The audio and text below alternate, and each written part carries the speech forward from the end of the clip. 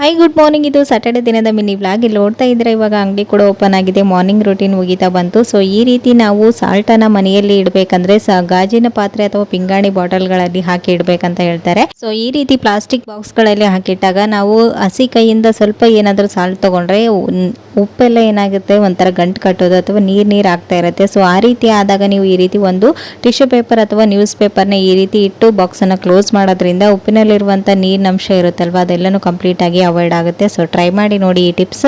ಇವಾಗ ಇಲ್ಲಿ ನೋಡ್ತಾ ಇರ್ಬೋದು, ಈ ಮ್ಯಾಂಗೋ ಸೀಸನ್ ಅಲ್ವಾ. ಸೊ ಇನ್ನು ಸ್ವಲ್ಪ ದಿನ ಮಳೆ ಏನಾದರೂ ಸ್ವಲ್ಪ ಜಾಸ್ತಿ ಬಿದ್ದರೆ ಇದರಲ್ಲಿ ಹುಳು ಎಲ್ಲ ಸೇರ್ಕೊಂಡ್ಬಿಡುತ್ತೆ. ಸೊ ತಿನ್ನೋದಕ್ಕೆ ಅಷ್ಟೊಂದು ಚೆನ್ನಾಗಿರಲ್ಲ ಅಂತೇಳಿ ಇಲ್ಲೇ ತೋಟ ಜಾಸ್ತಿ ಇದೆ ನಮ್ಮ ಕಡೆ. ಸೊ ಅಲ್ಲಿಂದನೇ ಮ್ಯಾಂಗೋಸ್ನ ತೊಗೊಂಬಂದಿದ್ದಾರೆ. ಮ್ಯಾಂಗೋ ನಮಗೆ ಫುಲ್ ಫೇವ್ರೇಟ್ ಅಂತಲೇ ಹೇಳ್ಬೋದು. ಈ ಇಯರ್ ಹೋದರೆ ಮತ್ತೆ ನೆಕ್ಸ್ಟ್ ಇಯರೇ ಸಿಗೋದು.